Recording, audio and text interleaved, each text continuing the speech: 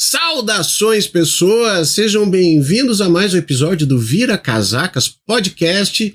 O meu nome é Felipe Abal e eu estou aqui com ele, que está quase sempre aqui comigo. Gabriel Divan, como é que você está, Gabriel? Segue a risca e não desanda, que a regra não mudou, meu. É isso aí. Muito bom, cara, muito bom. Que episódio massa que a gente tem. Eu tenho pena de quem não vai ouvir esse episódio. Inclusive a pessoa é tão coitada que ela não vai nem ouvir esse teu alerta sobre a questão de tu estar com pena dela. É assim, ó, é uma espiral do coitadismo, cara. Não dá, velho, não dá. Quem ouve Vira Casacas está por dentro, meu, e quem não ouve é isso aí, meu. Lamento. Muito bom, Gabriel. Então, mais uma semana, mais um episódio. Convidada que retorna depois de muito tempo. Também o pessoal estava sentindo falta. Convidada muito querida pelo nosso público aqui. Convidada que merece, né? Merece a fama, porque manda bem demais. E aliás, que semaninha, né? Para justamente ela voltar. O Brasil não nos dá descanso, cara. É fim do ano, velho. O que eu quero? Eu quero reclamar da quantidade de sabores de panetones. Falar de videogame. Eu quero dizer que esse negócio de panetone de limão siciliano com pistache já tá virando palhaçada. Eu quero falar do preço das coisas, que o shopping tá lotado, o calor. É isso aí, velho. Eu não quero falar de golpe, tentativa de matar Geraldo. Querem matar Geraldo. Geraldo Grêmio. Geraldo Grêmio. Agora tu vê, meu. Querem matar Geraldo, cara. Ai, ai. Mauro Cid, César Bittencourt de cabeça pra baixo, é tudo isso aí, cara. Esse é o clima. Muito bom. Gabriel, a gente tem uma coisinha hoje para os nossos ouvintes, cara. Opa, e será que tem a ver com esse clima aí ou não, hein? Tem a ver, e quero dizer desde já que eu chancelo essa mensagem aqui que o pessoal do Sindipetro mandou pra gente, e tá bem legal, porque assim, ó, fui ouvir e digo, concordo plenamente. Bota aqui, bota! Olá, Gabriel Divan, Felipe Aval e todos os ouvintes do Vira Casacas. Aqui é Héctor, diretor de comunicação do Sindipetro Espírito Santo. Vim aqui chamar vocês para ouvir o podcast Cálice, o caso José Jobim, produzido pela Tabac Produções e comandada pelo Orlando Calheiros, e cujo episódio foi patrocinado por nós do Sindipetro Espírito Santo. Nós, enquanto um sindicato classista, entendemos que é fundamental nunca deixarmos de lembrar dos horrores da ditadura militar. Por isso apoiamos esse projeto tão importante e convidamos todos vocês a acompanharem. Vale lembrar que durante a ditadura militar no Brasil, a repressão aos trabalhadores e suas organizações foi brutal. Sindicalistas, inclusive petroleiros, foram alvos de perseguições severas. Aqueles que se opunham ao regime denunciavam as violações de direitos humanos e lutavam por melhores condições de trabalho, como os militantes da Petrobras, enfrentaram a violência do Estado de forma direta. Relatos de torturas e desaparecimentos forçados de trabalhadores da Petrobras que militavam contra a ditadura são parte de um capítulo sombrio da história do movimento sindical brasileiro. Eles fizeram parte dos muitos militantes que foram sequestrados, torturados, em alguns casos, desapareceram sem deixar vestígios. A coragem desses trabalhadores em defender seus direitos e combater a opressão do regime militar marcou a resistência de uma classe que, mesmo sob risco de vida, não se calou. É fundamental que esses episódios não caiam no esquecimento. A memória sobre essas atrocidades não é apenas um exercício de rememoração, mas também uma forma de honrar a luta e o sacrifício daqueles que deram suas vidas para defender a democracia e o direito dos trabalhadores. Por isso, com apoio a projetos como o podcast Cálice, o caso José Jobim, o Sindipetro Espírito Santo reafirma seu compromisso com a preservação da memória histórica, da luta sindical, da justiça social e da defesa da Petrobras. Sem anistia. E aí, Gabriel, o que achou dessa mensagenzinha aí? Tá aí, cara. Momento sim de Petro vai começar a ser mais frequente por aqui, né? A gente tá sempre aliado a essa luta aí, essa galera que a gente não cansa de dizer que é forte. E recomendamos o Cálice, cara. Conteúdo de primeiríssima qualidade, ó. Ponta da orelha, né? Brinco de ouro da princesa. Abraço por Orlando Calheiros aí, que tá nessa batalha e tá trazendo pra gente informação muito bacana, resgate histórico e tudo isso aí que nos indigna. Perfeito, grande abraço por Orlando. Vamos mandar uns salves aqui, aproveitando então, Divan? Vamos lá, né? Já começamos mandando por Orlando, já vamos mandar salve pra nossa galera aqui também, né? Ora, bolas. Então, tá beleza aqui. Eu vou mandar um salve pro Gustavo Fonseca, ele é de Santa Clara do Sul, Gabriel Divan.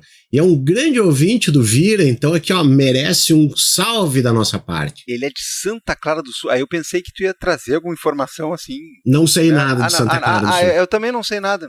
Então tá, mas ganhei um abraço, cara. Ganhei um abraço aí e estendo o abraço às pessoas bacanas de Santa Clara do Sul. Um dia vamos lá conhecer. Perfeito. Olha só, eu tenho uma pra ti, então.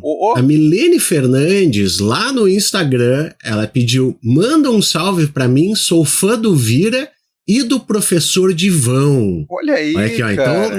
Então é contigo, Gabriel. Então é contigo. Se não falou, né, do Abal e do Divão. Não, do Divão. Então tá, né? Eu que retribuo a gentileza, mandando um beijo aí, dizendo que você tem muito bom gosto. Tô brincando. Mas é isso aí, muito obrigado, né? A gente tenta fazer o que é possível aqui. E o Marcelo, ele recomendou o programa, né, do Vira Casacas da semana e pediu um salve pra ele também tem uma cachorra pitanga, né, cuja sósia foi mencionada no programa anterior. Vida longa aos cães subversivos, e tem fotinho da pitanga aqui, ó, muito bacana. Cara, pitanga é um bom nome, meu. Pitanga é ótimo. Muito bom nome, cara. Inclusive, pitanga é o comum, né? É o bem comum por excelência. Tu tá caminhando na rua e tu cata uma pitanga, né? Catando pras pitangas, claro. É exatamente isso. Onde é que tem árvore de pitanga atualmente? As pitangas e as abelhas andaram sumindo aí. Isso é questão do, né? É o capitaloceno, velho. Não adianta. É verdade.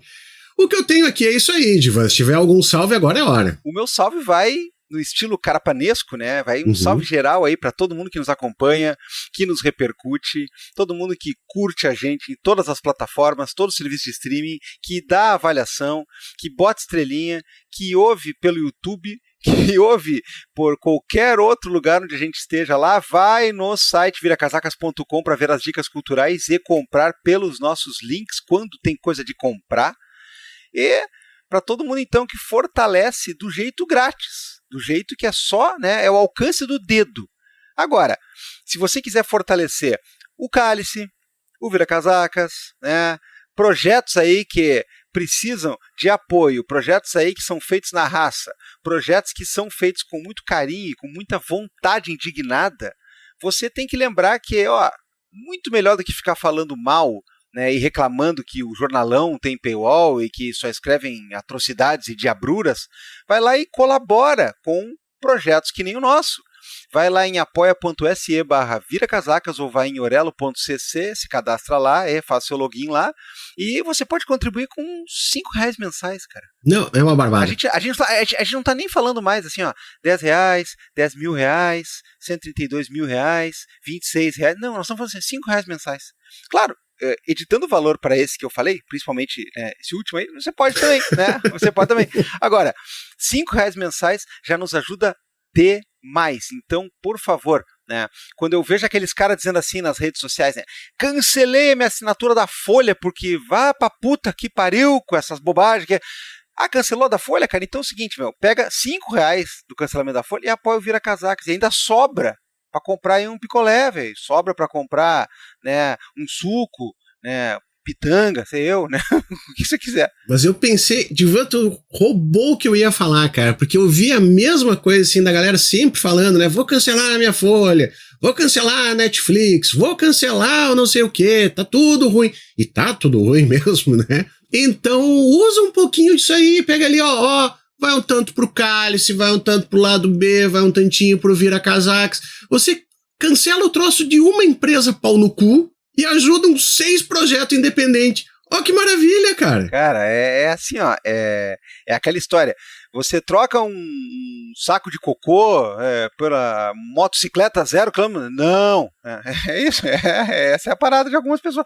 Então, assim, ó, quer ser aqueles que não escutam Vira-Casacas, quer ser aqueles que não apoiam Vira-Casaca, quer estar por fora, não quer ouvir a nossa convidada, tudo bem, cara, lamento por você, né? Agora, quem nos fortalece está com a gente aí e, se possível, portanto, né, ajuda a continuar, inclusive grátis para todo mundo. A gente sempre faz questão de dizer, não está pagando pelo podcast, você está ajudando a festa a continuar.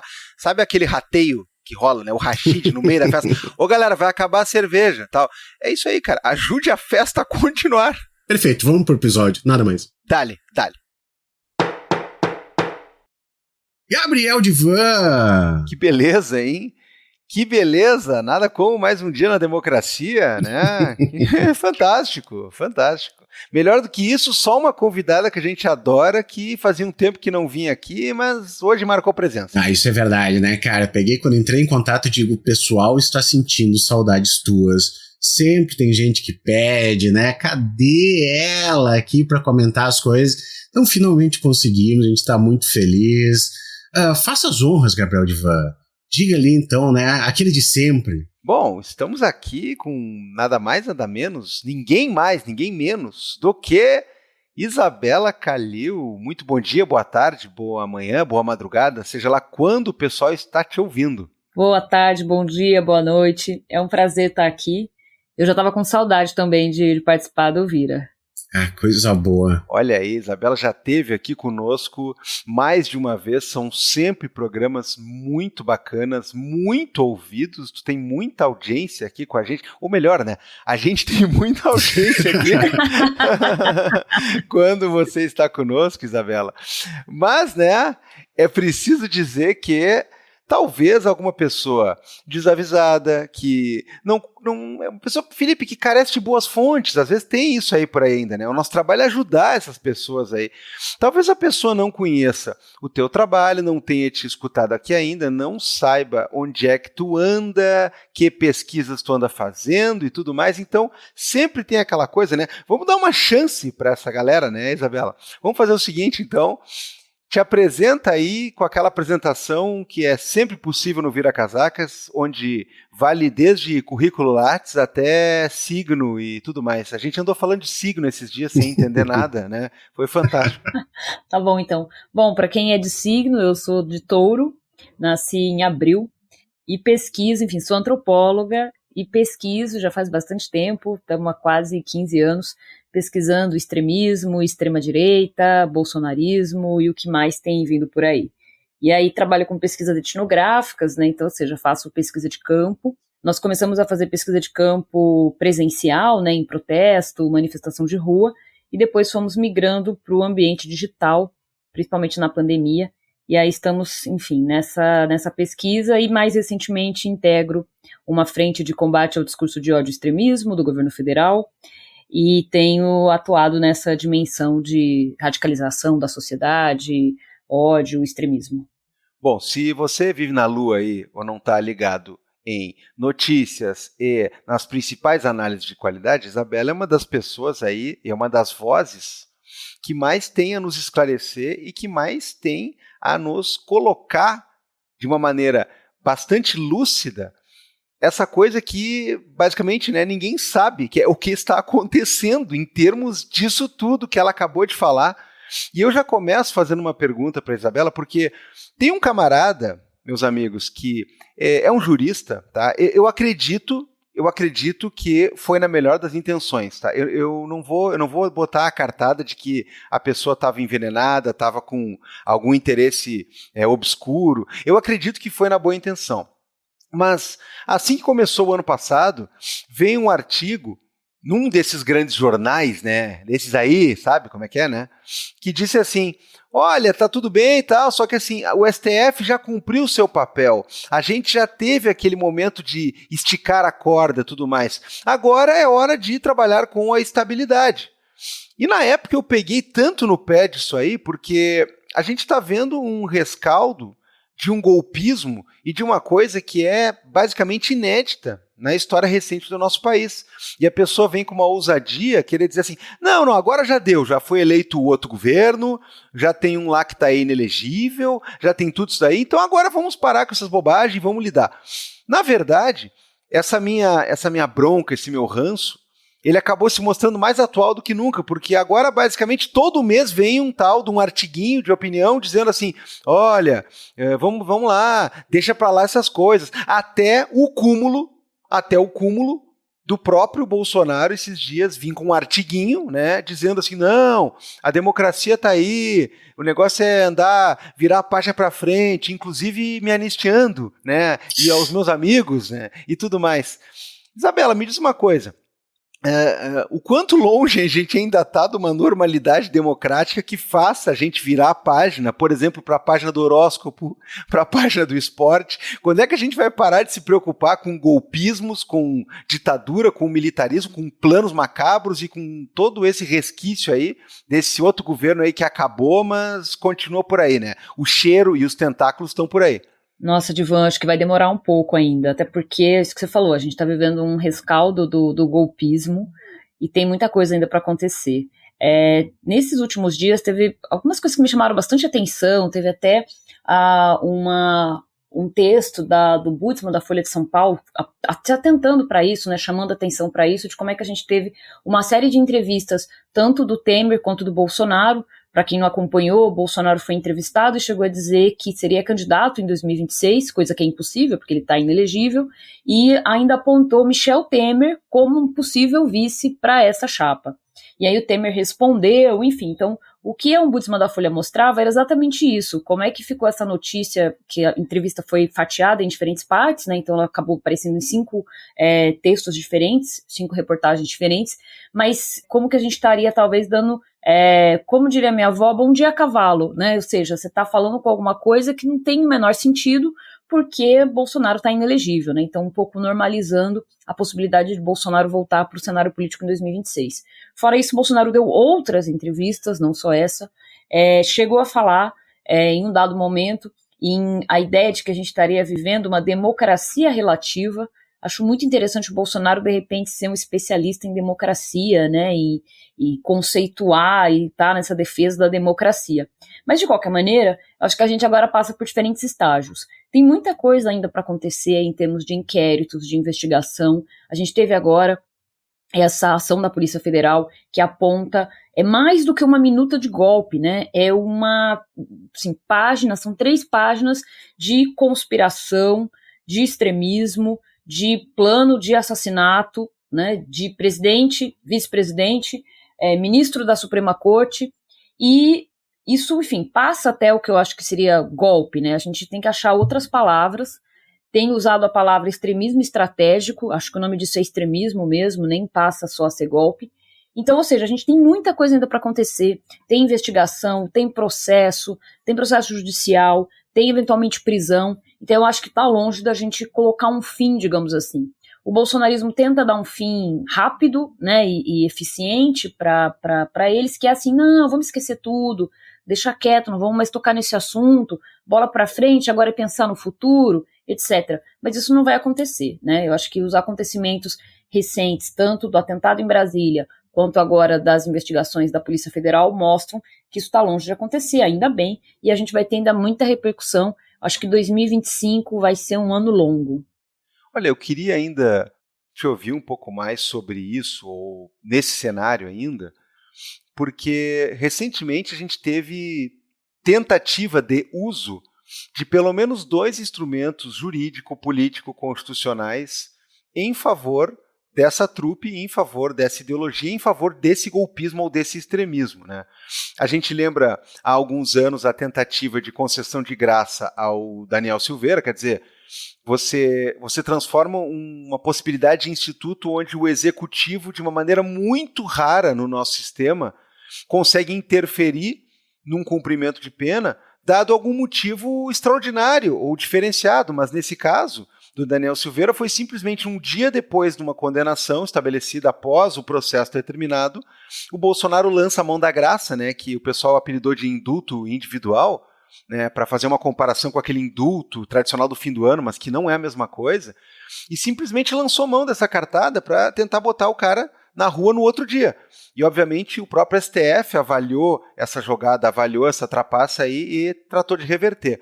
Agora nós estamos com o Bolsonaro, os seus filhos, todos os seus simpatizantes, falando em anistia. A gente fala de anistia como quem fala em uma verdadeira, não esse chavão que virou, mas uma verdadeira virada de página, quando você reconhece, histórica e politicamente, que uma coisa não pode mais ser considerada crime e que a gente tem que meio que passar limpo ou reverter aquele efeito. Então, uma anistia é uma espécie de descriminalização num sentido muito mais genérico e numa conduta que está bastante ligada a um ato político, a um ato de consciência política, a um grande acordo nacional, né? Outra expressão que ficou meio amaldiçoada nos últimos tempos. O Bolsonaro está falando em anistia como quem toma um vermífugo, né? Ele que gosta tanto, né? Você ingeriu alguma coisa, toma um vermífugo. 2 anos depois do pessoal ter destruído Congresso e Palácio Planalto e STF e ter tentado praticar golpes, ter jogado bomba em aeroporto, ter destruído delegacia de polícia uma semana antes, na hora da diplomação do Lula. E agora, com essas descobertas que a gente fez, onde os textos são muito claros, os caras estão combinando que tem que matar pessoas antes da tomada de posse. E alguns falam até na própria diplomação, né, onde houve aquele tumulto que foi uma espécie de aperitivo do 8 de janeiro. Então eles estão usando a anistia de uma maneira assim, qualquer coisa aí é anistia, hein, pessoal? Anistia, quer dizer, estão até mudando a semântica e estão mudando o próprio conceito do que deve ser uma anistia, como se fosse uma espécie de ferrolho, salvo-conduto. E culmina, entre outras coisas, com isso, né? O Bolsonaro dando uma entrevista falando da sua candidatura e falando, inclusive, de quem vai ser o vice. E um vice esse aí que não... Ele falou que não é bem assim, mas ele não desgostou nem um pouco da ideia, né? Pra gente ver como o problema ainda, né? O buraco é mais embaixo. Não, ele deu várias entrevistas, né? E depois, enfim, foi requisitado, aí vai se sentiu bastante querido, né? Por ser cogitado como vice.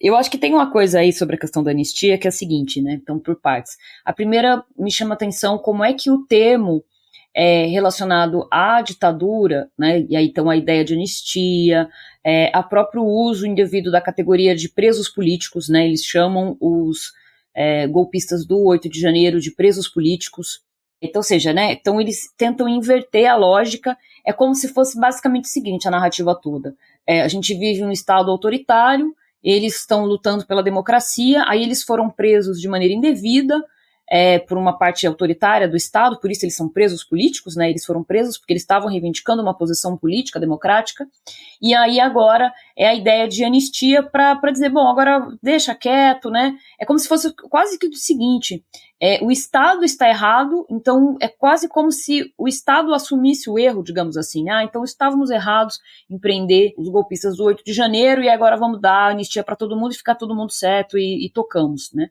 Então tem toda uma tentativa de recuperação desse processo. Eu me lembro que quando eu vi as primeiras movimentações no Congresso sobre essa ideia de anistia, tinha uma coisa de uma audiência pública, uma sessão que falava em presos políticos. E eu fiquei confusa na época, eu falei, presos políticos, eles estão falando dos presos políticos mesmo? Ou o que é isso? Né? E aí depois a gente vai vendo que não, é uma apropriação de termos. Então acho que tem isso, né, essa tentativa de emplacar essa narrativa de que eles estão certos, estão lutando pela democracia. Acho que isso é uma. A outra é que acho que a eleição do Donald Trump também deu a possibilidade, e relativamente, né, a gente já fala disso na sequência, o que isso virou depois, mas no primeiro momento, a eleição do Trump também passou um recado para o mundo, né, que é basicamente o seguinte, você pode ir lá, incitar golpe de Estado, você pode empurrar seus apoiadores para a invasão da Suprema Corte, do Congresso, da instituição que for, e aí depois você pode ser recompensado nas urnas, democraticamente, que foi o caso do Trump. Lá nos Estados Unidos eles não têm uma justiça eleitoral unificada como a gente tem, enfim, então tem aquele negócio de que o Trump podia concorrer em um estado, não podia em outro, toda aquela confusão nos Estados Unidos, mas o fato é que isso tornou possível, digamos assim, esse modelo, que é, num dado momento, você não aceita a democracia e você tenta dar o golpe. Aí depois não dá certo, recua, etc., acaba não funcionando muito bem, não tem problema, você espera a eleição, você concorre novamente, você pode ser recompensado nas urnas, e aí você vira presidente democraticamente. Eu acho que essa é a mensagem do Trump, né? E Bolsonaro tentou surfar nessa onda, né? E no primeiro momento, dizendo, bom, se aconteceu nos Estados Unidos, pode acontecer no Brasil.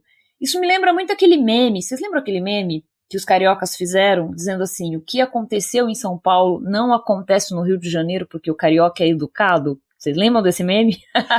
Basicamente a gente pode atualizar. Desculpa, não entendi? Eu falei como esquecer. Como esquecer? Então, o que eu acho que a gente pode fazer? Eu acho que o Brasil pode atualizar esse meme, dizer assim, o que aconteceu nos Estados Unidos não vai acontecer no Brasil porque a gente tem uma justiça eleitoral.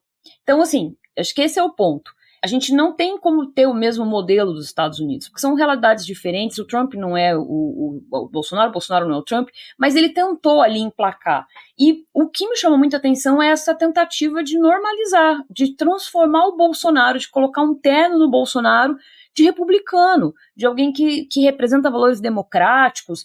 Eu acho que assim, claro, ele é um ex-presidente, tem interesse público no que ele pensa, no que ele diz. No entanto, eu acho que a gente não pode colocar essa moldura como se estivesse entrevistando um ex-presidente que está simplesmente fazendo uma análise sobre a democracia, né, e esquecendo tudo o que aconteceu. Isso não faz o menor sentido. Acho muito estranho esse processo, mas já apontava ali um processo de uma certa maneira, normalizar o golpismo e vamos passar por cima e quem sabe, né, o que pode acontecer. E sim, né, as coisas não são escritas em pedra. O fato de Bolsonaro estar inelegível não significa que ele não possa eventualmente ter uma mudança, reverter alguma coisa acontecer, enfim, tudo pode acontecer na política. Tudo, absolutamente tudo. As coisas não são estáticas. Mas o que a gente tem hoje, que é o cenário do provável, é que Bolsonaro está inelegível. Agora, a tentativa de anistia é uma tentativa, eu acho que dupla. Uma, porque ninguém está preocupado com os presos do 8 de janeiro, vamos falar isso, né? Ninguém no bolsonarismo, absolutamente ninguém, a não ser as famílias das pessoas ali e as próprias pessoas, ninguém está preocupado com a tia que estava lá no acampamento e que se envolveu no golpismo, as pessoas que estavam mais ou menos envolvidas, ninguém está preocupado com essas pessoas, não é verdade. A preocupação ali é com a própria imagem do bolsonarismo e do Bolsonaro.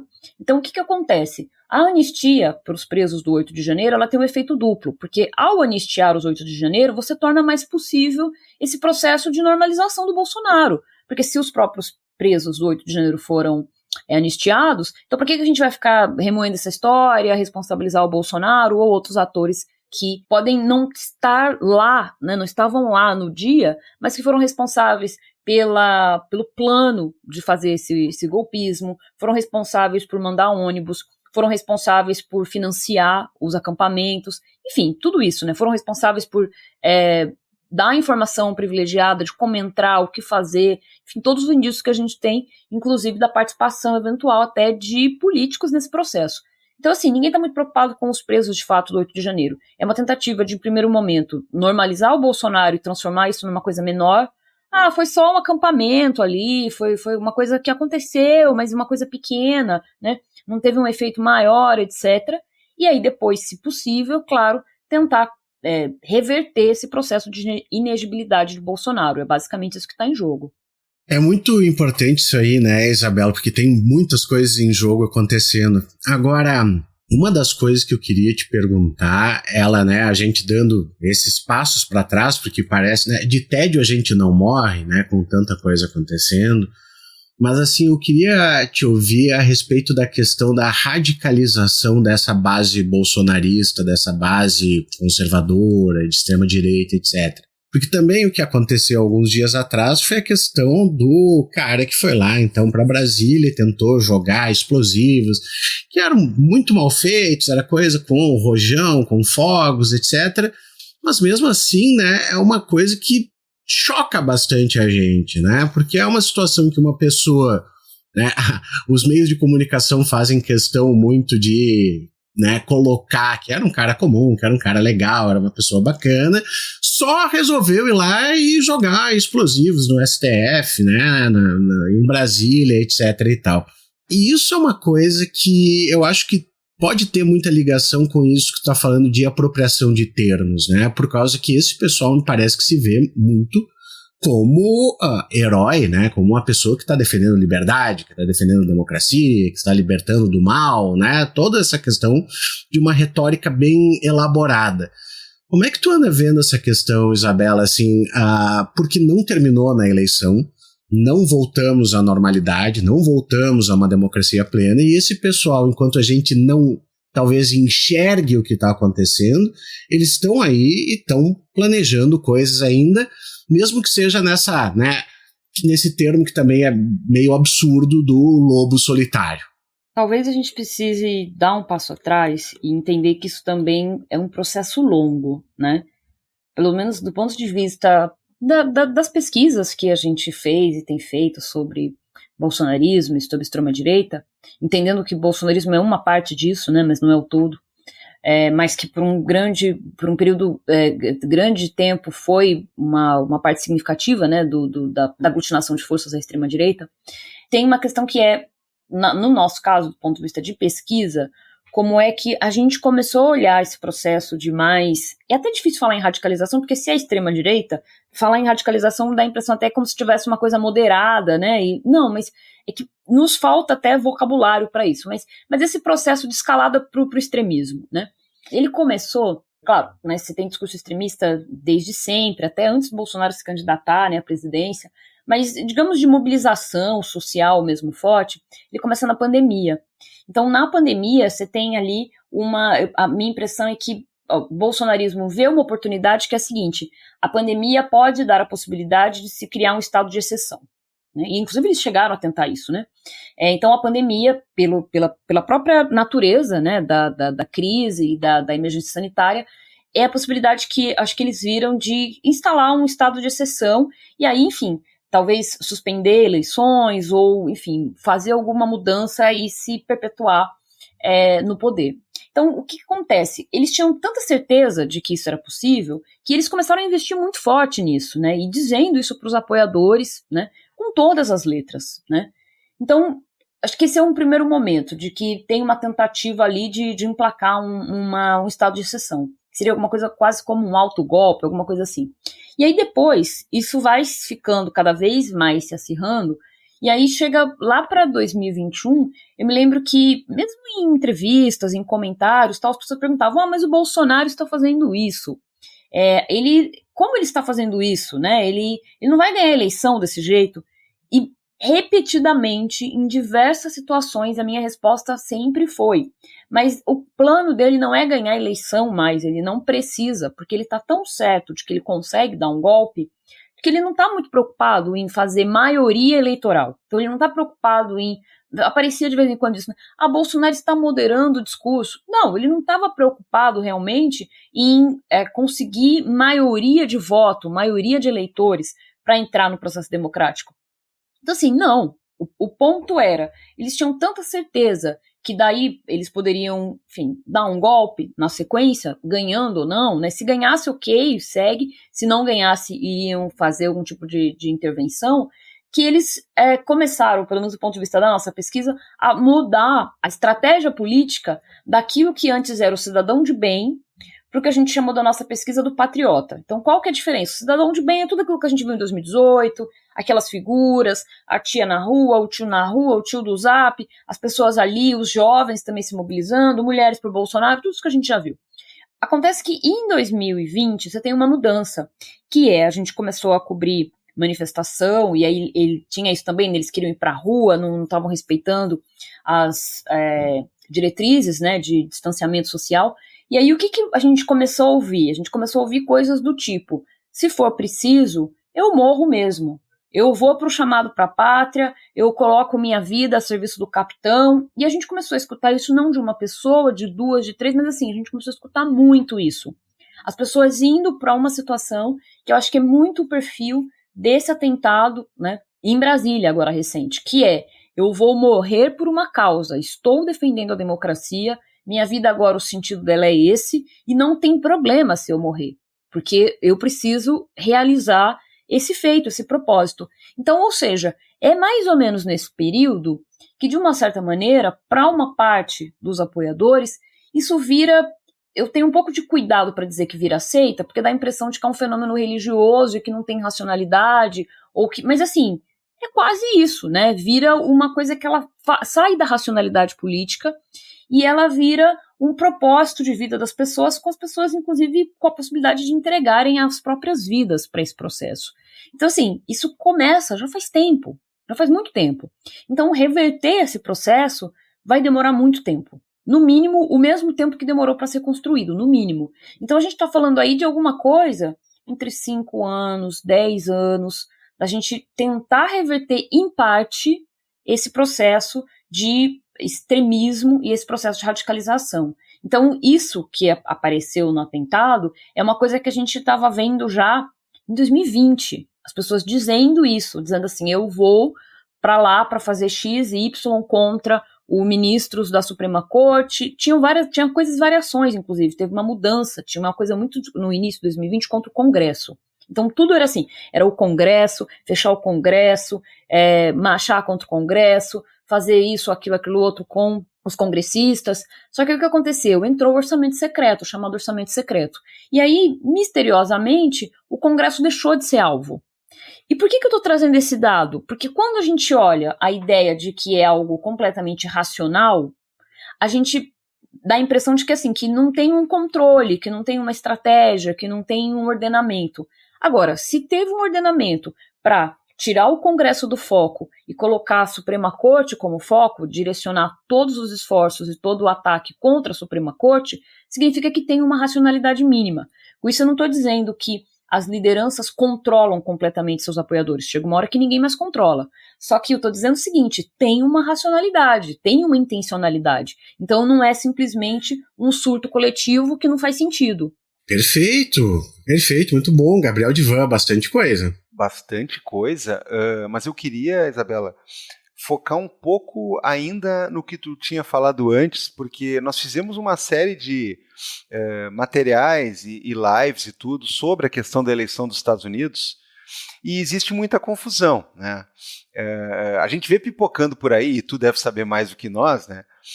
Nesses WhatsApps desses grupos aí, aquelas coisas esdrúxulas, né? Assim como havia a brincadeira do cara de, sei lá de Criciúma, que não conseguiria votar na Kamala, e do cara do Mato Grosso que queria votar no Pablo Marçal, né? A gente fala muito a respeito, né, do Trump, o que ele vai fazer e tudo mais. Bom, não tem absolutamente nenhuma relação política e de ingerência e de hierarquia, a gente sabe disso, mas na cabeça de algumas pessoas existe algum tipo de coisa assim. Então não é essa bobagem, essa anedota, essa piada que me preocupa. O que me preocupa é o que tu bem colocasse, que é a eleição do Trump passa um recado. A eleição do Trump passa uma mensagem, né, de que ainda não acabou, de que é possível voltar, né? Eu acho que a volta dele nesse sentido é muito emblemática, porque certamente vai ser explorada como uma necessidade de batalha pela volta do outro lá, e o fato de estar ou não estar inelegível não faz a menor diferença.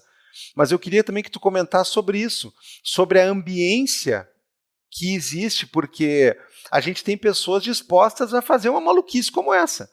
A dirigir não sei quantos quilômetros, vestido de coringa de baixo orçamento, deixar uma bomba numa casa, recados para não sei onde, fazer uma tentativa de um atentado, por mais canhestro que seja, é aos olhos vistos, é num dos lugares mais icônicos, mais famosos, mais vigiados do Brasil, com uma simbologia que eu não preciso nem dizer que é enorme, e tudo isso motivado por essa aura de luta, misturado também com uma espécie de profissão de fé, né?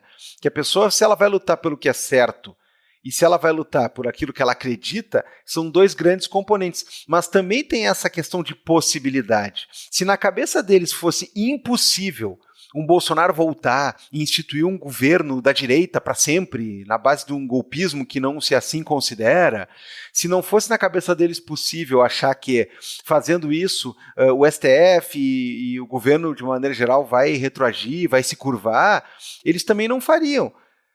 Durante muito tempo essas ideias malucas elas permeiam a cabeça de muito cara por aí, de tudo que é espectro, de tudo que é tipo de... Agora, atualmente, as pessoas elas realmente acreditam que há como ganhar. E eu me lembro daqueles caras no Capitólio assim como eu me lembro das declarações da galera do 8 de janeiro, os caras realmente achavam que iam sair dali com uma reversão do quadro.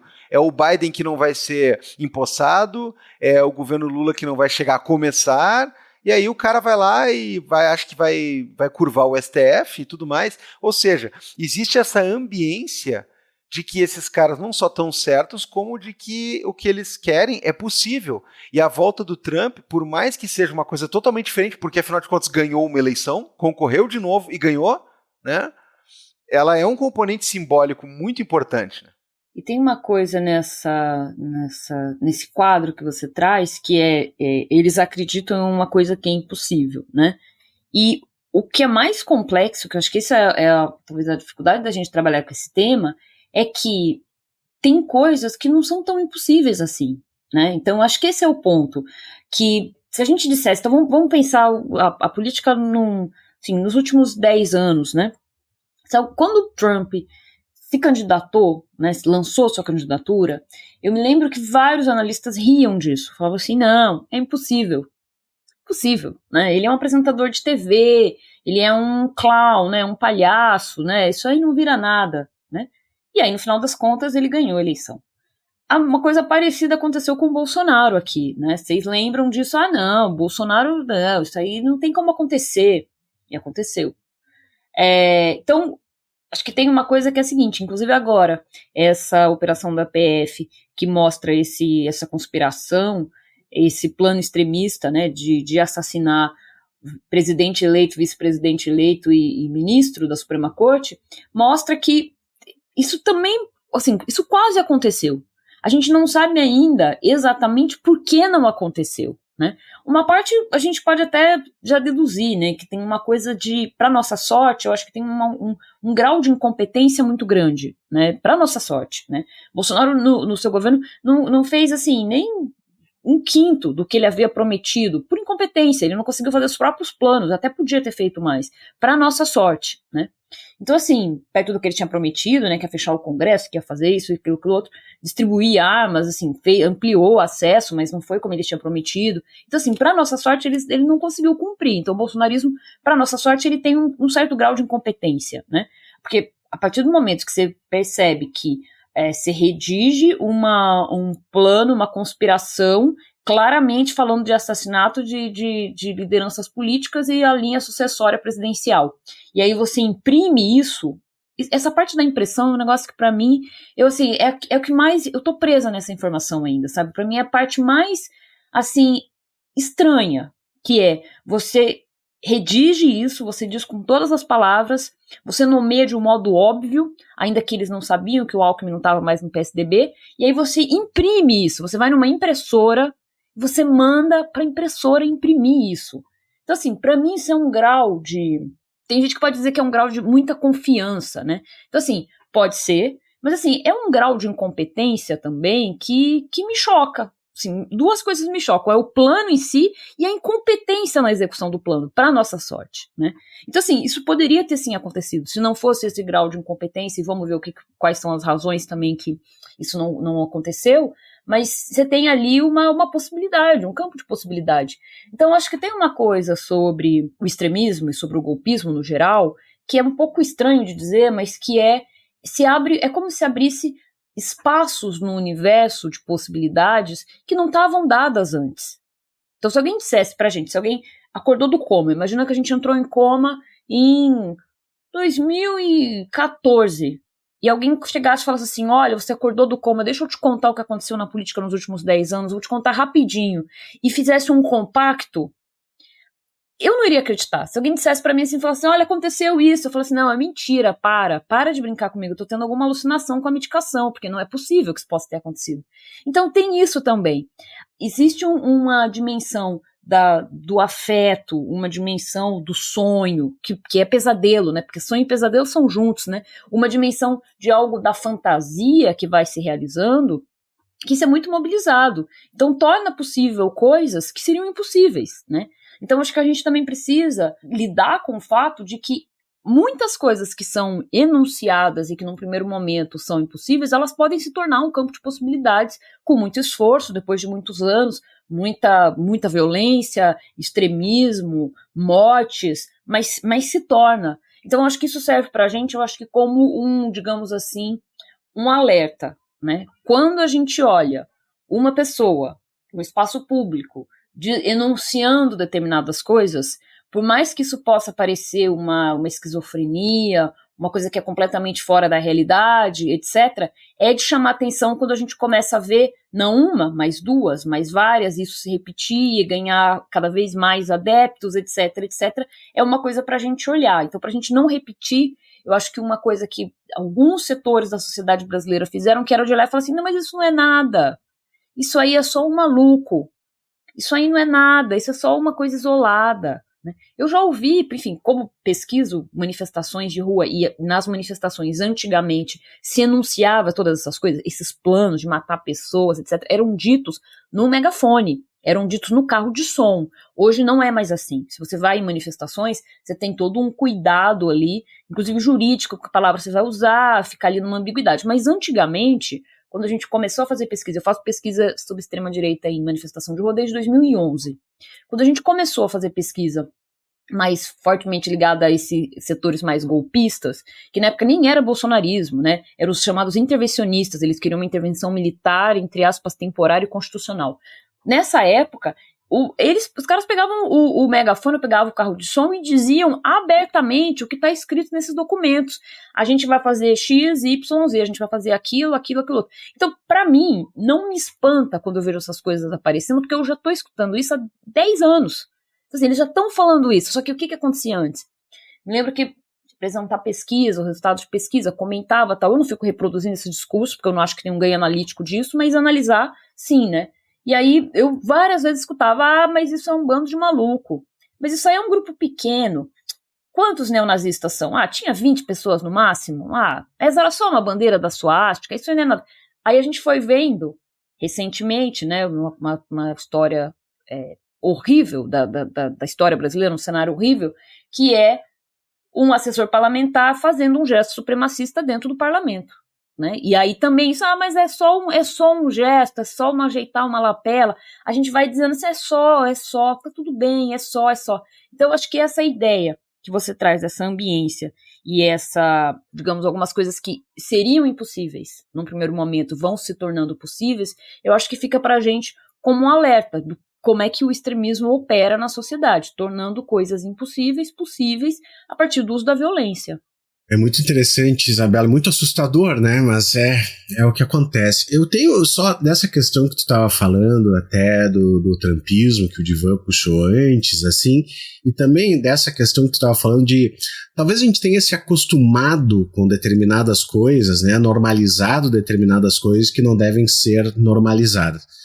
Primeira pergunta que eu tenho dessas questões, assim, Isabela, tu enxerga algum tipo de troca de estratégias, e daí eu digo de comunicação, de pautas, como por exemplo, né, eu te dar exemplos aqui, me parece que muito dessa questão, por exemplo, de trazer pedofilia em discursos é uma coisa que tem em comum entre o discurso aqui no Brasil e nos Estados Unidos, né? A gente vê lá nos Estados Unidos o que houve no caso do Pizzagate, e volta e meia tem alguém que traz de volta, dizendo, Pizzagate é real, né? A questão até mesmo da pauta contrariamente às pessoas trans, né, transformando isso aí em uma grande questão de pessoas trans que vão ir no banheiro e com as crianças de novo envolvendo pedofilia, não sei o quê. Isso também me parece que tem né, que conjuga muito bem com o jeito que a extrema-direita nos Estados Unidos trata essas questões. E então assim, existe porque a gente vê Eduardo Bolsonaro indo para a CEPAC, né? A gente vê esse tipo de troca acontecendo e dá uma conversinha com o Steve Bannon aqui e outra lá. Então, existe isso ou é só assim, né? São coincidências? E segundo, uma coisa que aconteceu agora muito no caso da eleição do Donald Trump foi meio de comunicação normalizando ele, né? Tinha um monte de gente tirando sarro indignado, mas tirando sarro, de publicações do New York Times que diziam, olha ali, né, o Trump falou mais uma coisinha. E daí sempre aquele negócio, não vamos levar muito a sério, porque depois, quando ele assumir, isso tudo vai se tranquilizar, é só uma retórica de campanha, deixa por isso mesmo. E aqui no Brasil não é muito diferente, né, Isabela? A gente vê também, né, como, tu dá espaço num dos maiores jornais do país pro cara fazer uma coluna falando sobre democracia, é um processo de normalização, né? É um processo de normalização. Então, eu queria saber de ti dessas duas coisas. Primeiro, tem essa troca Brasil e Estados Unidos? E segundo, essa normalização que vai acontecendo, tem responsabilidade também nessas coisas chegarem num estado desse? Sobre o primeiro ponto, sobre essas trocas, eu vou relatar um episódio também recente, porque ele também me chamou bastante atenção e que não tem nada a ver com o Brasil. Recentemente, na Nova Zelândia, uma deputada performou o haka, né, que é uma performance, uma dança maori, uma dança tradicional, que também está muito associada à questão do enfrentamento, né, da resistência, da guerra. E aí ela, enfim, rasga, né, uma minuta que tenta diminuir os direitos dos povos originários da Nova Zelândia, e ela começa a performar o haka. Quem assistiu esse vídeo, primeiro que o vídeo é fantástico, acho que vale muito a pena a gente ver do ponto de vista de uso da performance, né, do ponto de vista da política, enfim, é fantástico, e eles estão conseguindo, a partir não só dessa performance, né, mas essa performance acho que rodou o mundo e teve bastante impacto, inclusive barrar essa mudança na legislação. Então, ou seja, funcionou, né. Mas antes disso, quem assistiu o vídeo inteiro, tem uma hora em que os partidos começam a fazer a contagem de votos para votar em torno dessa matéria.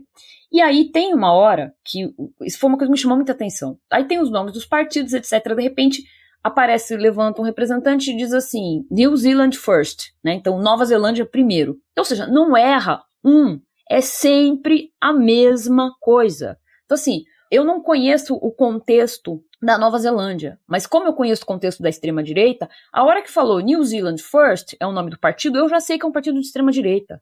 Porque esse é o mesmo lema do Trump, America First. Então, assim, os partidos, inclusive, eles têm os mesmos nomes, né? Eles têm os mesmos nomes, são as mesmas agendas, né? Então, qual que é, no caso da Nova Zelândia, pra gente ver como é que é parecido. E aí eu tô pegando um exemplo da Nova Zelândia para não pegar nem os Estados Unidos, porque eu acho que esse é o ponto, né? Pra gente ver como que isso está globalizado. Que qual que é o ponto? Uma coisa parecida, lembra quando a gente escutou uma resposta em relação ao Black Lives Matter, que não, mas todas as vidas importam? Então o que na Nova Zelândia eles estão fazendo? Estão dizendo assim, não, mas não é que só o direito dos Maori, é o direito da Nova Zelândia como um todo, né? Então apela para essa ideia da pátria, aí a pátria homogeneizando diferenças, a pátria não trazendo especificidades raciais, então a pátria, tudo em nome da pátria, então em nome da pátria tudo ficou homogêneo, e aí é a pátria primeiro, e não o que seria visto como particularismos, né, direitos dos povos indígenas, direito dos Maori, por aí vai. Então, ou seja, isso é um exemplo. Não precisa nem só olhar e falar, Brasil e Estados Unidos, tem relação próxima, a gente aprende inglês na escola, a gente tem uma mentalidade meio vira-lata em relação aos Estados Unidos, tem uma relação imperialista. Não precisa nem ser isso, a gente pode pegar o exemplo da Nova Zelândia, a gente pode pegar outros exemplos na Europa, a gente pode pegar exemplos, sim, são muitos exemplos, inclusive na África, em que você tem estratégias que são comuns, então o nome de partido é comum, a agenda é comum, aquilo que fala é comum, as estratégias discursivas são comuns. Então, por exemplo, existe uma estratégia que a gente no Brasil escutou muito, que é assim, você está falando de um assunto, aí você tá falando assim, eu tô contando esse caso, falando desse assunto, fazendo essa análise, e aí de repente vem aquela pergunta, mas e o Lula? Então assim, não tem absolutamente nada a ver com o que você tá falando. Aí vem outros exemplos, mas e o Celso Daniel? Mas agora, né, mais recente, mas e o Adélio Bispo? Você não vai falar do Adélio Bispo? Então, ou seja, isso é uma estratégia, isso tem nome, isso é uma estratégia, isso é repetido, né? Em Estados Unidos é what about, mas que seria a tradução para mais e o tal coisa, né? Então, ou seja, as pessoas sabem usar essa estratégia e até usam, mesmo até sem saber que são estratégia, etc. Mas isso tem tática, sabe assim, tem processos de aprendizado dessas estratégias. Então, assim, é basicamente isso. Eles têm estratégias de como interditar o debate, eles têm estratégia de como você colocar um monte de estatística, jogar coisa falsa num debate para você aparentemente ganhar o debate. Ou seja, tem estratégia para tudo. Tem uma pedagogia muito forte nisso. Então, assim, as estratégias, elas são similares, porque eles vão vendo que funciona, e aí tem algumas coisas que acabam tendo um apelo, você tem que fazer algumas adaptações, mas funciona para tudo. Então, por exemplo, mesmo nas nossas pesquisas, tal, a gente viu uma coisa sobre teorias conspiratórias, e aí tem alguns autores que trouxeram um tema que eu acho que ele é muito pertinente para esse debate, que é globalização das teorias conspiratórias. Então, ou seja, as teorias conspiratórias são mais ou menos as mesmas, pessoas trans usando banheiro, a pedofilia, questões envolvendo o deep state, o great replacement, que é substituir a população, enfim, você tem mais ou menos as mesmas teorias, e aí elas vão sendo adaptadas para os contextos locais. Então, ou seja, sim, isso faz parte da mesma linguagem. Agora, dá para entender o Brasil só olhando para os Estados Unidos? Não, você tem que ter um meio termo, porque para você entender o que está acontecendo no Brasil, você tem que entender o que está acontecendo globalmente, o que está sendo falado. Então, por exemplo, teorias sobre migração, teorias conspiratórias e mesmo uma posição anti-migração, ela não cola tanto no Brasil ainda. Pode ser que mude, mas hoje ela não cola tanto. Mas aí você tem outras adaptações, então você vai fazendo de uma outra maneira. Então, assim, o difícil é que são, digamos assim, diretrizes que são mais ou menos compartilhadas globalmente. E aí, como é que você faz isso? Você faz isso pela internet, você faz isso a partir dos eventos, né? Você mesmo citou o CEPAC, né? Tem CEPAC Brasil, tem CEPAC Argentina, tem CEPAC Estados Unidos. O Milei é uma figura importante no CEPAC, o Eduardo Bolsonaro é uma figura importante no CEPAC, Bukele é uma figura importante no CEPAC, então, Trump, né, não precisa nem falar. Então, é isso. Agora, de maneira, para não me estender muito na resposta, tem uma coisa que, se der tempo, eu queria comentar, que é a seguinte: essas estratégias elas vão sendo atualizadas. Então, o que funcionou em 2022 não é o que vai funcionar necessariamente em 2024, então você tem que atualizar. E aí o difícil é esse, de você pesquisar esse tema, porque o tempo todo eles estão testando coisas novas, atualizando. Algumas coisas eles usam desde a época do nazifascismo, né? Então, assim, algumas coisas são as mesmas, mas tem coisas que são atualizadas. Então, de uma certa maneira, como é que eu vejo agora uma atualização em relação a essas estratégias vindas do Trump, tá? E o Trump é um player relevante nesse cenário. O estrategista de campanha do Trump antes era o Steve Bannon. Só que o que aconteceu? O Bannon foi preso. E o Bannon não conseguiu acompanhar a campanha do Trump. E aí, saiu, inclusive, muito recentemente da prisão. E aí, quem que virou o novo estrategista, de uma certa forma, da campanha do Trump, mesmo que informalmente? Foi o Elon Musk. E aí, minha análise basicamente é a seguinte: enquanto o Steve Bannon olhava para o passado, então é recuperar a América do passado, é recuperar uma noção de um momento em que os homens brancos tinham outro papel na sociedade, é olhar para o passado, o Elon Musk traz uma diferença aí, porque a ideia do futuro é ir para Marte, é inteligência artificial, é o carro que se dirige sozinho. Então, a gente tem uma atualização aí, e essa atualização ela vai sendo, digamos, modificada lentamente, mas eu vejo que a eleição do Trump é um ponto de inflexão, na eleição do Trump 2024, é um ponto de inflexão nessas estratégias discursivas, estratégias políticas da extrema-direita, que deixa de apelar para esse passado glorioso, etc., e passa a aprontar para o futuro. As consequências disso, talvez a gente só vá conseguir ver nos próximos anos, mas é uma mudança significativa e ela pode ter consequências de um grande apelo, principalmente para os jovens. Perfeito, Isabela, perfeito. Gabriel Divan. Olha, nem de longe, eu quero parecer que eu estou dizendo que a gente tem que ficar no nível da gozação, né, como se um conluio para matar governantes e figuras da República fosse uma coisa anedótica por si só. Por mais que a gente goste, sim, de debochar, né, que é um ponto sensível para eles, né, debochar da incompetência desses caras, a gente não pode ficar só nessa coisa do deboche como quem ganha discursivamente a partir de mostrar para o adversário que ele é um babaca, que ele é um burro, né, e tudo mais. Agora, a gente percebe que as coisas são meio mambembes, né? A minuta do golpe, aquela que você encontra um ex-ministro da Justiça com um papel que tem uma proposta de redação de um decreto para instalar um estado de defesa golpista. É um papel que está na casa do cara. Aí agora você encontra uma coisa impressa que era uma combinação para a gente ver datas e logística e como é que ficaria melhor para matar uma pessoa, que no caso Não, é um 3 ministro, pessoas, tá? né? 3 pessoas.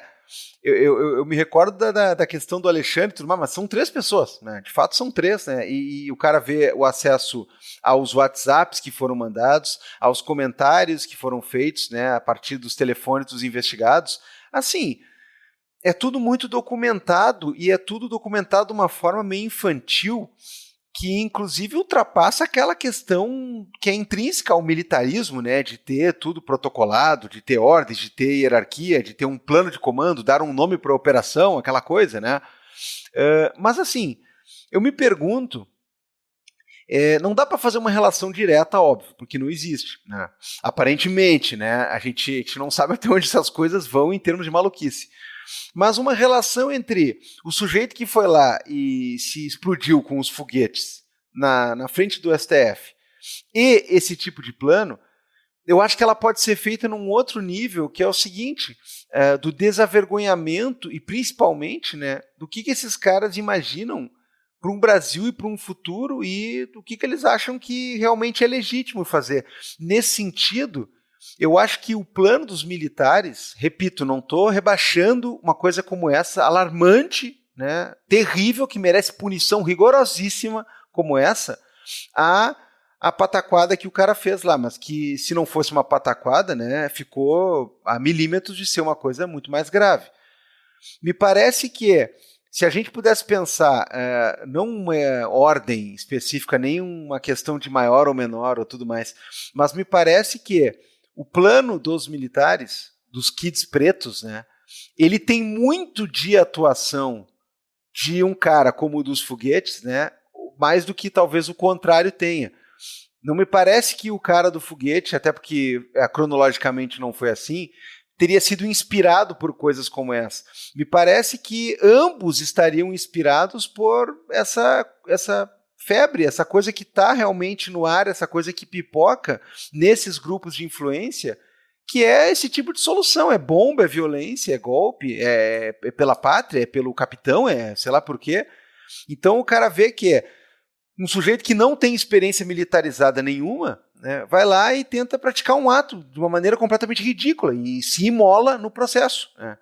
Agora, caras que supostamente têm experiência com estratégia e tudo mais, eles também vão, de forma absolutamente ridícula, ficar planejando uma coisa como essa que, repito, né, eu faço minhas também as palavras da Isabela. A gente não sabe por que não saiu, em parte pela grande incompetência deles próprios, mas enfim, né? Então não me parece assim, ó, que num espaço de 2 semanas tu tinha um complô militar que quase conseguiu um objetivo e tu tem um maluquinho lá. Porque essa coisa do lobo solitário é justamente para encobrir esse tipo de coisa, é para encobrir inclusive as influências que os próprios bolsonaristas e quiçá o próprio Bolsonaro tem nesse tipo de atitude, que é uma tentativa de toda hora tirar o da reta. Toda hora você tenta se esquivar a partir de que não há evidências claras de uma ordem, né, de serem mandados ou mandantes. Não, mas existe no ar essa questão de que está se insuflando isso o tempo todo. E é perigosíssimo isso, porque você insufla e você tem pessoas, né, talvez não o termo seita, mas você tem pessoas todas reunidas numa energia e num afeto, que cada um faz aquilo que lhe convém, né? Militares planejam o uso da máquina pública militar para cometer homicídios. Um sujeito que não tem essa máquina, ele dá o seu jeito, ele dá os seus pulos, aí ele compra foguete, bomba e se toca de carro, né? Vou falar primeiro da parte vou reagir à parte dos memes, à parte do humor, tá? Apesar de eu ter feito a fala, né, ter feito uma fala dizendo isso, né, da gente não menosprezar, né, da gente levar a sério quando a gente vai tendo essa reverberação, né, essa câmara de eco desses discursos extremistas, golpistas, etc., e esse uso da violência política. Eu acho que esse é o ponto, porque isso contamina, né? Então, assim, você tem uma pessoa falando um negócio na rua, de repente você tem 2 falando a mesma coisa, e 3, 20, aí o negócio vai pra internet, aí daqui a pouco 30% da população, 20% da população tá falando isso. Então, assim, eu acho que tem um efeito que a gente chama, né, de efeito de contágio, de repetição, que ele é importante, ele precisa ser aniquilado. Então, não menosprezar isso. Por outro lado, Eu vou fazer um comentário aqui que é sobre o meme, porque eu não sou, por exemplo, contrário a dizer assim, não tem que fazer meme, não pode fazer piada disso, não pode levar para o humor. Por quê? Porque o humor, ele inclusive pode ser uma forma de neutralizar esses discursos, né? De você mostrar um enquadramento que é o quão ridículo isso é. E, além disso, e, claro, tem humor e humor. A linha entre alguma coisa de humor que vai fazer, digamos, neutralizar, e a outra coisa que vai fazer apologia, ou que vai mostrar essas pessoas, às vezes ela passa da linha. Mas, de fato, não sou da ideia de que tudo a gente tem que levar na máxima seriedade, é uma coisa séria, mas as respostas, inclusive dada a seriedade disso, elas podem ser mais diversas. Eu dei o exemplo agora de você fazer dentro do parlamento, na Nova Zelândia, esses parlamentares que fizeram uma dança ancestral, uma performance ancestral. Isso é uma dança, né? Então, ou seja, isso funciona. Então, assim, o humor funciona, a performance funciona, a gente tem que achar formas de neutralizar esses discursos, e às vezes o humor é uma forma, né?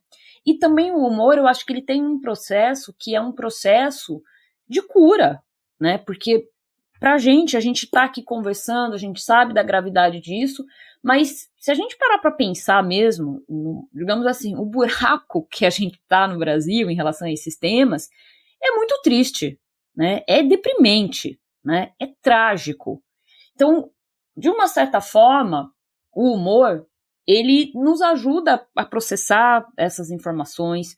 Isso gera um clima de insegurança para todo mundo. Não é, não, mas aconteceu aqui. Não, isso gera um clima.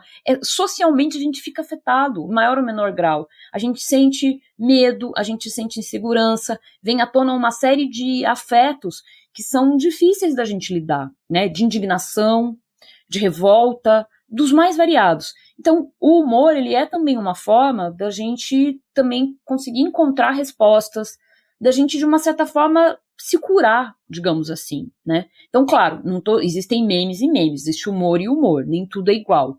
Mas eu não sou, apesar de, dada a seriedade, sempre apelada à necessidade da gente olhar isso como uma coisa séria, por outro lado, pode parecer contraditório, mas não é. O humor, ele também ajuda a nos neutralizar. E aí, vou entrar num outro ponto, que é assim, quase tudo, né, que está relacionado a esses elementos que a gente está falando de extremismo, ele tem uma tendência, ele tem um viés masculinista muito forte, né? Então a gente está falando de homens que apelam para a violência, para uma noção de virilidade, para uma noção de macheza, vamos dizer assim. A gente escutou várias vezes isso, né? Lembra? Essa é uma gripezinha, então você não é homem suficiente, coisa de maricas, né? Coisas que a gente não gosta de ficar lembrando, mas a gente, né, ajuda a gente a rememorar. E a mesma coisa nesse caso, né? Ainda que o Coringa não seja uma figura hiper masculina, mas apela para essa noção, digamos, de uma certa noções, né, e de ideias sobre o lugar dos homens na sociedade, sobre masculinidade, sobre macheza. Então, essa ideia, não tem como a gente entender esse processo de tanta autoconfiança, de que você vai lá e vai imprimir um papel, porque o cara é homem, sabe? Porque ele pode, porque ele manda, porque ele faz, porque ele vai lá, ele consegue botar fogo, ele consegue tacar uma bomba. Então, ou seja, esse elemento da masculinidade, ele está muito presente, que é uma coisa que às vezes a gente perde um pouco do ponto de vista de noção, né? Então, o extremismo, ele tem, claro, mulheres se envolvem em performances extremistas, mas o extremismo, ele tem um traço, digamos assim, que é performar essa masculinidade. E aí, quando a gente faz piada disso, quando a gente apela para o meme, quando a gente traz o humor, a gente consegue, de uma certa maneira, neutralizar alguns traços dessa macheza. Porque o elemento principal em recuperar essa energia que a gente viu lá no Capitólio, do cara com chifre, uma coisa viking, etc., quando a gente faz uma piada, a gente desmonta isso. Porque esses caras querem ser temidos, eles querem que a gente tenha medo, eles querem que a gente, né, que a gente se intimide. E quando você faz piada, você está dizendo assim, o tamanho, vou usar uma metáfora, mas assim, você está dizendo assim, o tamanho da sua macheza não é tão grande. Então você não pode tudo isso que você está imaginando. Então o humor, de uma certa maneira, eu acho que ele ajuda a repor, né, as coisas nos seus devidos lugares, mostrando em proporção de que muitas vezes esses atores se acham muito grandes, né, muito masculinos, muito fortes, e que eles não são tudo isso. E aí, quando a gente traz isso pro risível, eu acho que ajuda também a gente a lidar com as coisas, né? Então, assim, eu acho que a dimensão do meme, ela tem esse poder, né? Eu falei tanto sobre o meme que eu até me perdi qual que era a segunda parte do que você tinha me perguntado, Divan. Não, já adianto que a minha questão é com a gente não ficar na dimensão do humor, né? Só ridicularizando, porque ao mesmo tempo tem uma coisa grave para ser tratada. Agora, em também fazer humor, em também ridicularizar, pô, somos plenamente a favor aqui e temos feito há 2 semanas. Vocês têm feito, acho que desde que o Vira Casacas existe, né? Eu acho que é um dos nossos motes, né? Mas eu falava sobre essas duas coisas, né? Um atentado, como o do sujeito dos foguetes, e uma tentativa ou uma orquestração de homicídios, como o dos Kids Pretos, não me parece que elas tenham uma influência ou uma relação direta entre elas, né? E é claro que, né, até agora isso não apareceu, né? Mas elas têm claramente uma relação quando, isso que eu te coloquei, quando as duas oportunidades elas estão ligadas pela mesma coisa. Tu tem pessoas que estão movidas pela mesma coisa, só que umas têm cargos e tem uma máquina pública e tem um tipo de rede de conexão para usar, e o outro não. Mas eles parecem imbuídos da mesma coisa, eles parecem imbuídos da mesma liberalidade, né, do mesmo afeto. Então, em relação ao segundo ponto, o que a gente tem, né, de dados até agora, né, as investigações estão em curso, né, está se apurando, é que o responsável pelo atentado no STF, né, dos fogos de artifício, bomba, né, artefato explosivo, etc., que ele participou de acampamento, né, do acampamento golpista, né, até onde se sabe, foi em Brasília, a gente está, enfim, né, as informações são um pouco ainda, né, necessitam de apuração, mas ele participou. E aí, o fato dele ter participado, a gente tem indícios de que ele participou do acampamento, a meu ver, coloca a tese do lobo solitário por terra. Por quê? A ideia do lobo solitário, a tese do lobo solitário, ela serviu nos anos 90 e serve, né, em certa medida, para explicar quando você vai ter líderes supremacistas brancos que estabelecem uma nova estratégia de organização, que não mais é o pessoal se reunir e dizer assim, olha, a gente vai fazer um ataque extremista, vamos fazer isso, aquilo, outro. Mas sim, você não tem mais essa cadeia de comando, né, um encontro entre as pessoas e uma coisa centralizada, de alguém dizendo, quem foi que mandou você fazer isso? Foi esse grupo, foi esse líder. Então você faz uma coisa descentralizada, e aí a pessoa, ela, de uma certa maneira, ela está atendendo a um comando, mas você não tem como rastrear do ponto de vista legal que teve, digamos, a participação de outro, né, de uma liderança, etc., ou até de um grupo, né, como eram atos extremistas antes, que você tinha a assinatura de um grupo específico. Então, nesse caso, a gente está falando de pessoas que muitas vezes não têm conexão entre si, né, no caso da ideia do lobo solitário. Agora, a partir do momento que uma pessoa, ela vai num evento, ela participa de um acampamento, ela come com essas pessoas, ela dorme com essas pessoas, ela participa de palestra de como tomar o poder, participa da reunião do GT para saber como é que faz para atacar ou tirar a vida das pessoas ou fazer alguma coisa contra instituições. A partir do momento que você tem esse grau de organização, eu acho que a tese do lobo solitário ela não se sustenta mais. Então, por quê? Porque as pessoas se encontraram, elas estavam juntas, elas participaram de reuniões para isso. Porque, assim, nos acampamentos golpistas, foram vários, mas no acampamento dos golpistas, especialmente em Brasília, as pessoas faziam coisas mais variadas. As pessoas rezavam, as pessoas comiam, as pessoas socializavam, as pessoas se divertiam, mas elas também planejavam golpismo. Esse é o ponto. Elas fizeram uma atuação de planejamento. Então, ou seja, se você está numa reunião, você olha do lado, tem uma pessoa, você está sendo visto, você está ouvindo, você está sendo ouvido e você está participando desse planejamento, para mim a ideia do lobo solitário ela não se sustenta. Então, essa perspectiva, se não tivesse o acampamento, se fosse uma pessoa que se conectou na internet, que foi bombardeado com teorias conspiratórias, teses golpistas e resolveu sozinho, acordou um dia de manhã e falou, eu vou lá e vou fazer? Talvez. Mas assim, a partir do momento que essas pessoas elas estavam no mesmo lugar, e aí elas comiam juntas, bebiam cerveja juntas, rezavam juntas e se organizavam em torno de matemática, eu acho que aí já não dá mais para falar de lobo solitário, porque que solidão que você tem dentro do acampamento golpista? Você está com todo mundo. Então acho que esse é o ponto, né? A gente vai pensar, tem uma coisa sobre as datas, né? Tudo muito recente, a gente vai ter que ainda ver muita apuração, entender muita coisa, tem muita ponta solta, mas tudo tá convergindo para uma data que é o 15 de novembro. 15 de novembro de 2023, que é onde supostamente aconteceriam essas execuções, né? E o 15 de novembro, que foi agora o que a gente viveu, e que é a data próxima em que, não sabemos exatamente porquê, né, isso foi antecipado, mas que aconteceria esse ataque ao STF desse atentado específico.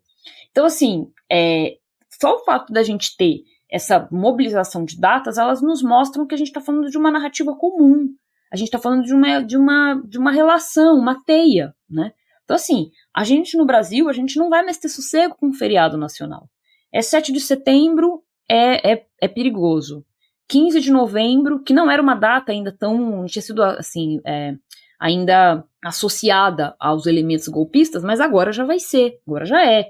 Então, assim, a gente tem outras datas, 15 de março. Então, assim, a gente vai tendo algumas datas que vão ficando marcadas por essas mobilizações e essas tentativas de atos extremistas, atos golpistas, de terrorismo, etc. Então isso não é à toa, né? Não é que a pessoa acordou e ela tirou da cabeça dela uma coisa que só está pensando na cabeça dela, aquilo está sendo compartilhado, né? E mais grave é que o que as investigações têm mostrado é que isso está sendo compartilhado, como você falou, Divan, por alto escalão das instituições, né? Porque isso também é uma coisa importante da gente lembrar. As Forças Armadas, elas são parte das instituições de Estado brasileiro. Então a gente está falando de uma coisa que surgiu dentro do Estado, né? Independentemente dos cargos que você possa ter e quem fez, a impressora que estava lá é a impressora do Estado brasileiro, né? Aquela poltrona onde as pessoas sentaram, aquilo é o Estado brasileiro. Então, assim, isso é de uma gravidade muito grande, né? Então, acho que tem isso, essas coisas, elas estão conectadas. Agora, claro, a gente precisa investigar e ter melhores dados para saber o quanto dá para responsabilizar, do ponto de vista jurídico, as pessoas em certos atos ou não. Aí é uma outra história. Mas do ponto de vista de fenômeno social, se a gente for pensar assim, como é que a gente, de uma certa maneira, neutraliza isso? Como é que a gente previne isso? A gente precisa considerar, sim, que essas coisas estão conectadas. Isabela, eu tenho uma última pergunta para te fazer, porque infelizmente a gente está chegando quase no nosso horário ali, mas ainda dá tempo para mais alguma coisinha. E a gente combinou, né? Vamos falar sobre isso, sobre aquilo, se sobrar tempo, vamos falar sobre... Nunca sobra tempo. Isso significa que tu tem que voltar, tá? Já tô falando desde o ponto. Tu falou no Elon Musk. A última coisa que eu queria te perguntar é referente a esses tech bros. Porque eles tiveram um grande papel agora na eleição nos Estados Unidos. E especialmente, né, tu falou no Elon Musk, mas eu acho até que o Peter Thiel, ele teve mais preparação pro negócio, né? Parece até que ele é um cara que já levou o J.D. Vance para vice-presidência mais na mão, mais preparado, mais alinhado com tudo que ele pretendia e tal. Isabela, qual é que é essa relação que está tendo muito profunda entre a questão desse pessoal da tecnologia com a extrema-direita? Porque esse pessoal, quando a gente fala, né, falou da teoria do Great Replacement, isso é o pessoal que fala isso aí abertamente, isso aí é um pessoal que não tá mais tendo nem, né, uma delicadeza nas palavras, assim, para colocar a ideologia deles. E por muito tempo o Vale do Silício era tido como liberal, né? Era tido como um reduto liberal em que já não podia se esperar muito, né? Para os republicanos não se esperava muito de lá, e de repente a gente tem essa guinada agora, né? Tu tem alguma, né, visão a respeito disso, dessa ligação entre esse pessoal da tecnologia? Tudo bem que, né, pode ser simplesmente economia estúpido, né? Os republicanos estão mais alinhados com questão de Bitcoin, etc e tal, ou pode ter mais coisa ali nesse angu?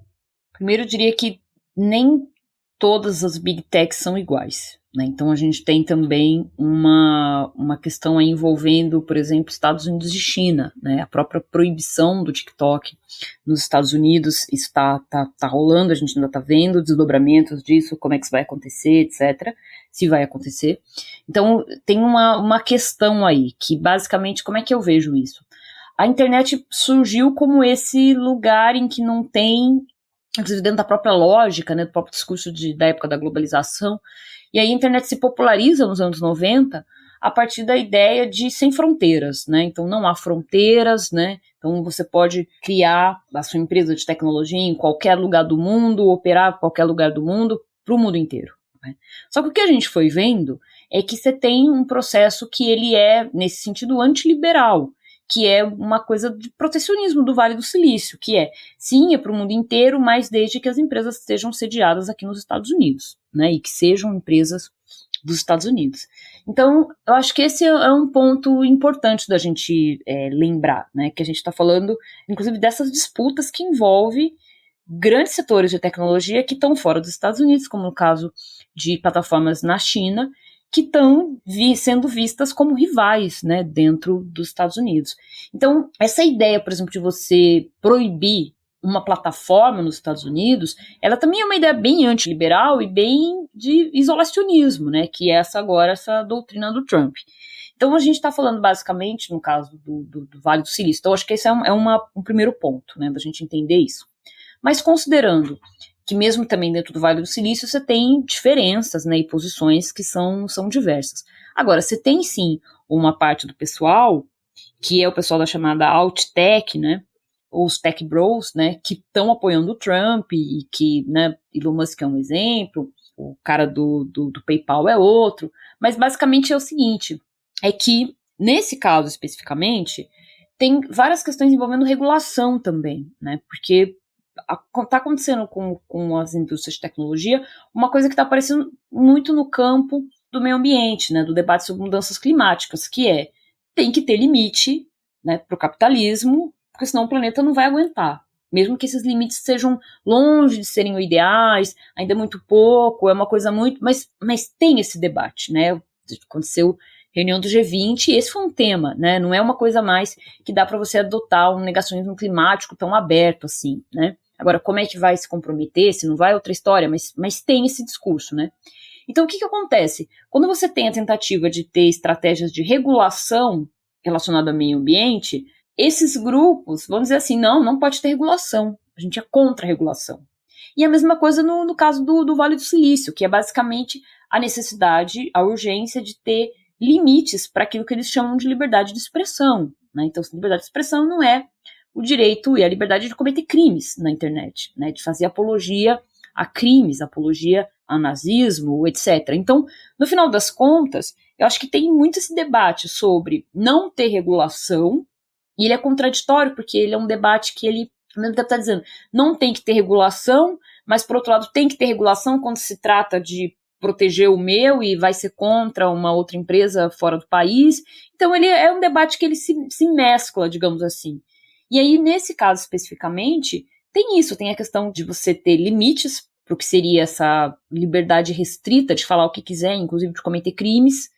Você tem outras questões, que é a Europa, outros países, o mesmo caso do Brasil, né, com o caso do X, pondo limites, né, para essa atuação, e a tentativa de você fazer com que alguma dessas empresas, de novo, não são todas, mas de que algumas dessas empresas, ela fique maior do que os estados, né. Por outro lado, você tem um processo que a gente está vivendo, que é um processo que a gente pode chamar de antiglobalização, de desglobalização, uma certa globalização.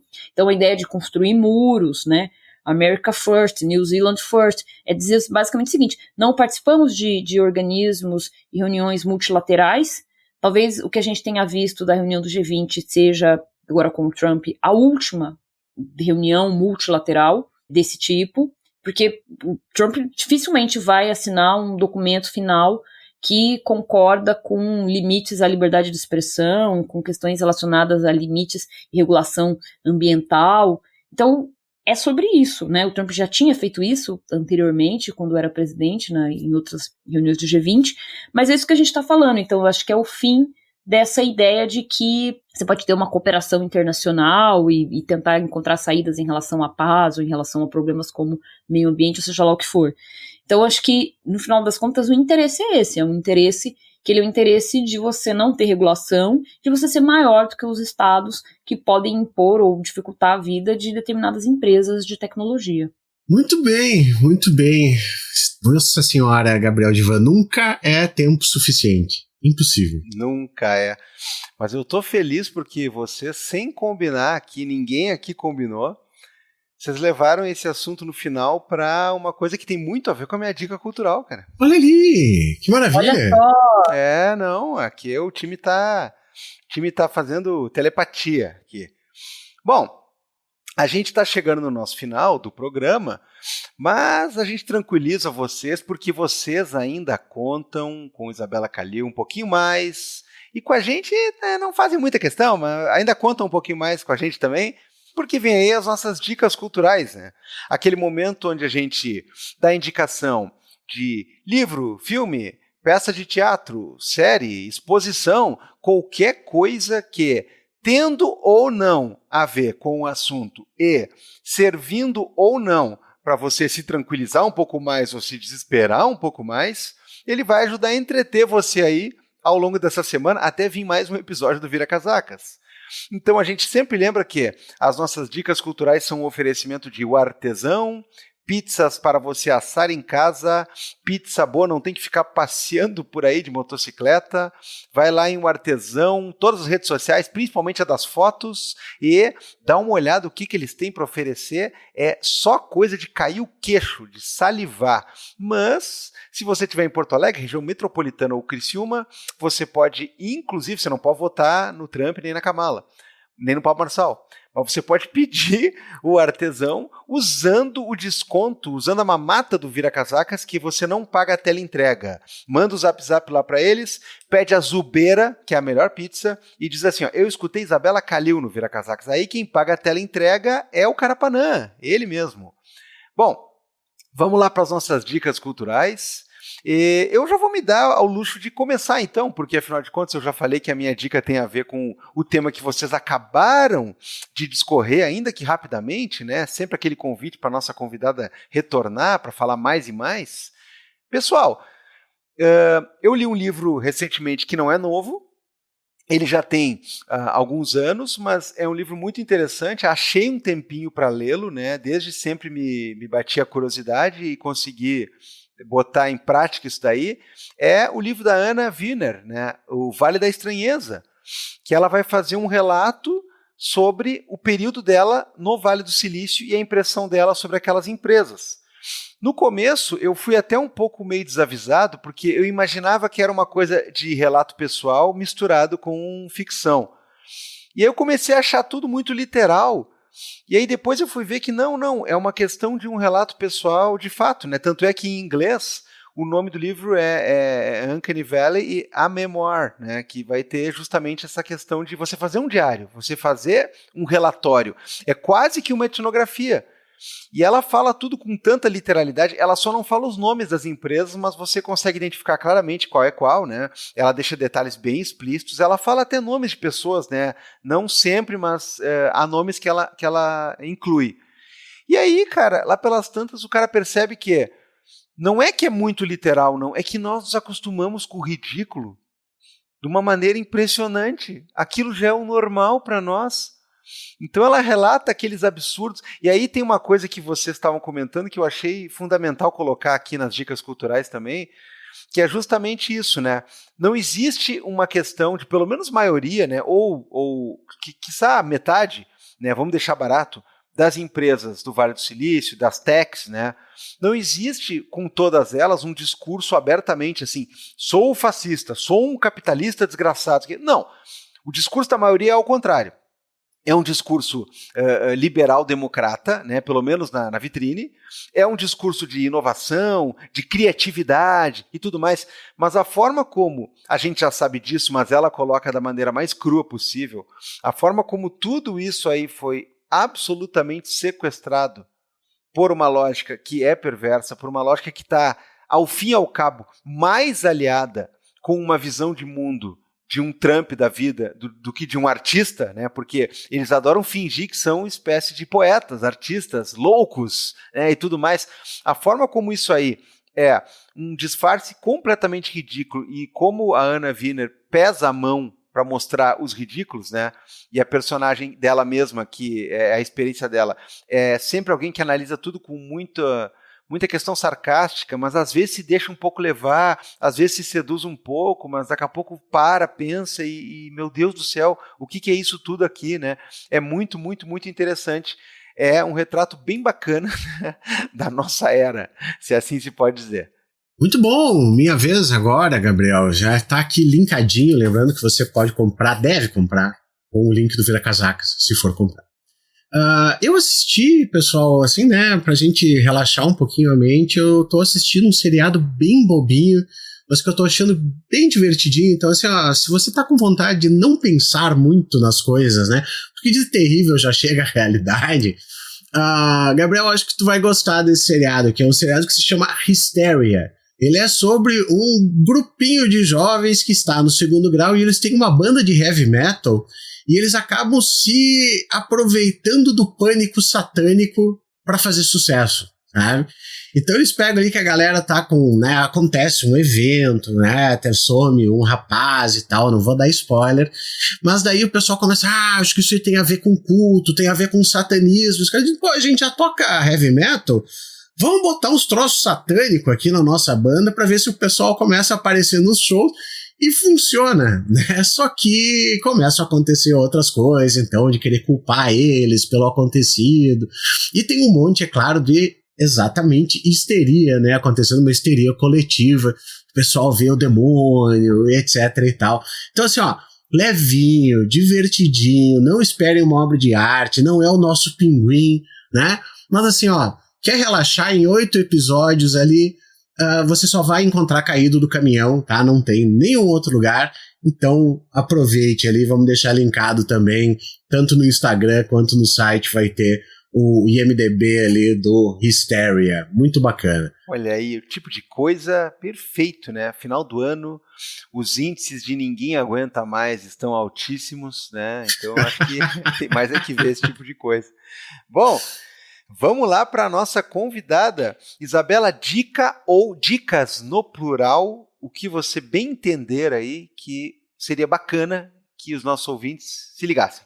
Eu vou dar uma dica meio deprê, pode ser? Tipo, eu adorei a dica de vocês, a minha vai ser uma dica meio deprê, mas eu acho que ela ajuda a gente a nomear as coisas, né?